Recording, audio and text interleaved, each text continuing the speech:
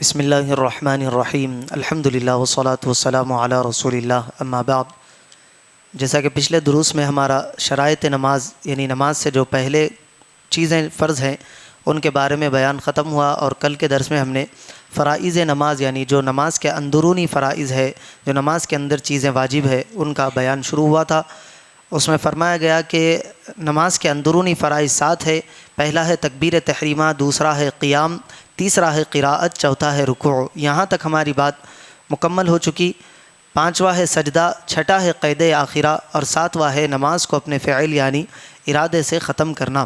یہاں صاحب کتاب لکھتے ہیں کہ سجدہ یعنی اپنے سر کو زمین پر رکھنا فرض ہے، اس طرح کہ پیشانی، گھٹنا، پاؤں کی کوئی سی انگلی زمین پر لگی رہے۔ یعنی پیشانی، ایک گھٹنا، ایک پاؤں کی کسی ایک انگلی کے زمین پر لگنے سے فرضیت ادا ہو جائے گی، نہ یہ کہ اسی قدر اس پر اکتفا کیا جائے، کیونکہ ایسا سجدہ کرنا مکروہ ہے۔ اگر کوئی عذر ہے تو ایک طرف جھکاؤ کر کے، جس طرح آپ کے یہ ہاتھ پر مار ہے تو آپ یہ ہاتھ زمین پر نہیں ٹیکیں گے، آپ کا سجدہ ادا ہو جائے گا۔ یہ پاؤں ایک نہیں زمین پر ٹکتا تو آپ عذر کی وجہ سے ایک پاؤں پر سجدہ کر سکتے ہیں، بغیر عذر کے ایسا نہیں کرنا چاہیے۔ اگر دونوں پاؤں بالکل اٹھے رہے تو سجدہ ادا نہ ہوگا۔ بعض حضرات کو دیکھا جاتا ہے جب سجدے میں چلے جائے تو پیچھے سے پاؤں کو اٹھا دیتے ہیں۔ اگر کسی عذر کی وجہ سے پیچھے سے پاؤں ایک آدھ اٹھ جائے یا کچھ انگلیاں نکل جائے تو اس سے سجدے میں اثر نہیں آتا، لیکن دونوں پاؤں زمین پر آ جائے، صرف گھٹنوں کے بل آپ سجدے میں رہے، ہاتھوں کے بل، تو اس طرح سے آپ کا سجدہ ادا نہیں ہوتا۔ سجدہ نہیں ہوا تو پھر آپ کی نماز بھی فاسد ہو جاتی ہے۔ ہر رکعت میں 2 سجدے فرض ہے۔ اسی طرح 7 اعضاء کا زمین پر لگنا واجب ہے۔ دونوں پاؤں کی انگلیاں، دونوں گھٹنے، دونوں ہاتھ، پیشانی کے ساتھ ناک بھی زمین پر لگنی چاہیے کہ بلا عذر صرف پیشانی پر اکتفا کرنا مکروہ ہے۔ یعنی یہ ناک اور پیشانی کا دونوں حصے زمین پر آپ کے سجدے میں لگے رہنا چاہیے۔ اگر پیشانی پر یا ناک وغیرہ پر پھنسی ہے تو اگر ناک پر پھنسی ہونے کی وجہ سے صرف پیشانی پر سجدہ کرتے ہیں تب بھی ادا ہو جائے گا، یا پیشانی پر کوئی زخم ہے یا پھنسی وغیرہ ہو گئی، تکلیف ہے، تو صرف ناک پر سجدہ کر لینے سے آپ کا سجدہ ادا ہو جائے گا۔ اگر پیشانی کا زمین پر رکھنا کسی عذر مثلا زخم، پھنسی وغیرہ کے باعث دشوار ہو تو اس کے بجائے صرف ناک کا رکھنا کافی ہے، لیکن بلا عذر صرف ناک پر اکتفا کرنے سے سجدہ نہ ہوگا۔ اب ناک زمین پر رکھنے میں یہ احتیاط لازم ہے کہ صرف ناک زمین پر لگ رہی ہے یعنی نرم حصے کو ٹچ ہو رہی ہے زمین، ایسا نہیں، ناک مکمل طور پر زمین کو لگنا چاہیے، ناک کو زمین کی سختی محسوس ہونی چاہیے۔ ایسا نہیں کہ صرف ہلکا زمین کو ٹچ کر کے آپ سجدہ کر رہے ہیں، اس طرح سجدہ ادا نہیں ہوگا۔ ناک پر زمین کی سختی محسوس ہونا چاہیے۔ اگر پیشانی اور ناک دونوں میں سے کسی ایک کو بھی زمین پر نہ رکھ سکے تو ایسا شخص سر کے اشارے سے سجدہ کرے، یعنی دونوں جگہ زخم ہے یا پھر اتنا جھک نہیں سکتا کہ زمین کو آپ ٹچ کر سکے، پیشانی یا ناک لگا سکے، تو پھر اشارے سے سجدہ کر لینے سے سجدہ ادا ہو جاتا ہے۔ سجدہ ایسی چیز پر کرنا چاہیے جو سخت اور جمی رہے اور جس پر پیشانی ٹھہر سکے، ورنہ سجدہ نہ ہوگا۔ یعنی اتنی نرم چیز پر آپ سجدہ کر رہے ہیں کہ زمین کی سختی محسوس نہیں ہو رہی ہے، کیونکہ زمین پر کی سختی محسوس ہونا سجدے کا اصل ہے۔ زمین پر آپ کا سر لگے اور زمین کی سختی پیشانی اور ناک پر محسوس ہو۔ اب روئی ہے یا گھاس وغیرہ پر یا بھوسے پر سجدہ کر رہے ہیں تو آپ سیدھا اندر چلے جاتے ہیں، زمین کی سختی آپ کو محسوس نہیں ہوتی، تو ایسا آپ کا سجدہ ادا نہیں ہوتا۔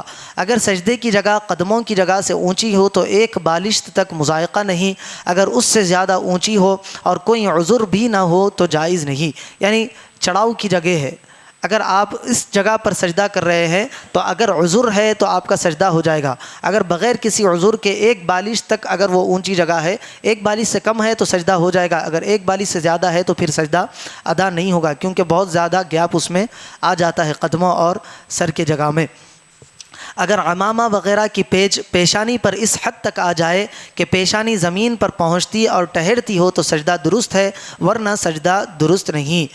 یعنی آپ عمامہ پہنے ہوئے یا اتنی موٹی ٹوپی ہے کہ اگر آپ زمین پر سجدہ کرتے ہیں تو ٹوپی یا عمامہ بیچ میں آ جاتا ہے، یہ حصہ آپ کا زمین کو نہیں لگتا، تو پھر ایسا سجدہ ادا نہیں ہوتا۔ اس کو ٹوپی کو یا عمامے کو تھوڑا اونچا کر لینا چاہیے، یا پھر عمامہ ایسا کراس ہوتا ہے تو اس عمامے کراس ہونے کی وجہ سے یہ حصہ آپ کا زمین پر لگ رہا ہے، اس کو سختی محسوس محسوس ہو رہی ہے تو سجدہ ادا ہو جاتا ہے۔ اگر مکمل طور پر سامنے امامہ صرف زمین پر لگ رہا ہے، یہ حصے کو زمین کی سختی محسوس نہیں ہو رہی، تو پھر سجدہ نہیں ہوتا۔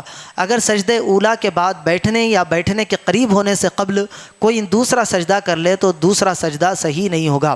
بعض حضرات جلدی میں ایسا کرتے ہیں، پہلا سجدہ کیے، مکمل طور پر اٹھے بھی نہیں تھے، دوسرے سجدے کے لیے چلے گئے، تو ایسی صورت میں وہ ایک ہی سجدہ کاؤنٹ ہوگا، دوسرا سجدہ آپ کا گنتی میں نہیں آئے گا، تو یہ احتیاط کرنا لازم ہے۔ چھٹی چیز تھی قید آخرہ۔ قید آخرہ یعنی نماز کے آخر رکعت میں دونوں سجدوں کے بعد بیٹھنا فرض ہے۔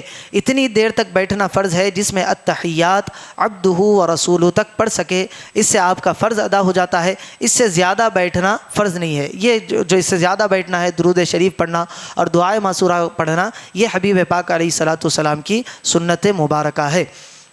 تیسرا آج کا اور اس ارکان کا 7واں فعل ہے نماز کو اپنے ارادے سے ختم کرنا۔ نماز کے کل ارکان پورے ہو جانے کے بعد نماز کو اپنے فعل سے ختم کرنا فرض ہے، یعنی ایسا کوئی کام کرنا جو نماز کے منافی ہو، جیسے السلام علیکم کہنا یا قبلے سے پھر جانا یا بات کرنا وغیرہ۔ قبلے سے پھر جانے یا بات کرنے سے فرضیت ادا ہو جائے گی، لیکن خاص لفظ السلام علیکم کہہ کر نماز کا ختم کرنا یہ واجب ہے۔ ارکان نماز کا بیان ختم ہو گیا، لیکن اسی سلسلے میں یہ معلوم کر لینا ضروری ہے کہ غیر مکرر ارکان یعنی جو ریپیٹ نہیں ہوتے ارکان، ان میں ترتیب کا لحاظ رکھنا ضروری ہے، اور دوسری چیز تمام ارکان کا حالت بیداری میں ادا کرنا، یہ دونوں امور بھی نماز کے اندر فرض ہے۔ یعنی غیر مکرر ارکان قیام ہے، ایک ہی رکعت میں 2 مرتبہ قیام نہیں ہوتا، رکوع ہے، ایک رکعت میں 2 مرتبہ رکوع نہیں ہوتا، تو ان غیر مکرر ارکان میں اسی طرح قراءت ہے، ایک رکعت میں ایک ہی مرتبہ قراءت ہوتی ہے، تو ان میں ترتیب کا لازم رکھنا ضروری ہے۔ وہ کیسے؟ پہلے قیام ہوگا، پھر رکوع ہوگا، پھر قراءت ہوگی، پھر رکوع ہوگا، پھر سجدے ہوں گے۔ اس کو اگر آگے پیچھے ہو جاتی ہے تو ترتیب ٹوٹنے کی وجہ سے آپ پر سجدے سہو لازم ہوتا ہے، اگر ترتیب کی خلاف ہو جائے تو پھر نماز بھی آپ کی نہیں ہوتی۔ تکبیر تحریمہ سے لے کر آخر تک کل ارکان کو حالت بیداری میں ادا کرنا چاہیے۔ اگر کوئی رکن مثلا سجدہ یا رکوع حالت غنودگی میں یا نیند میں ادا کرے تو اس کا اعادہ یعنی اس کو لوٹانا ضروری ہے، اور آخر میں سجدے سہو لازم ہے۔